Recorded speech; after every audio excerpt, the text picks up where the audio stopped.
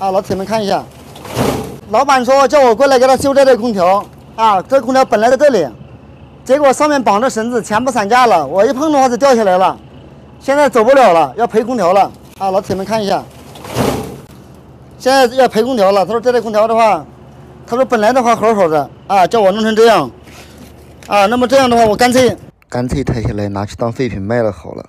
如果赔的太多，我是不接受的。赔你个30、50还可以，赔多了我真接受不了。赔的太多，也许你还得倒找钱给我，我还问你要200块钱拆机费呢。现在已经这个形状了，老铁们知道还能卖废品吗？卖废品还值不值钱呢？估计还可以卖多少钱呢？在线等，内外机一套啊！真正的空手拆空调，什么工具都没带。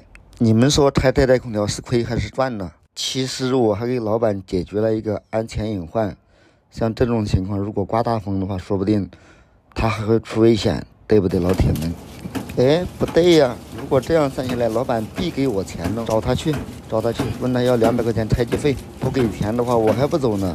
这管子摇了半天，终于摇淡了。这空调散热网还是一个双网的，饰片严重腐蚀。投手拆空调，电缆线的话也弄不掉啊，看能不能强制性给它拉掉。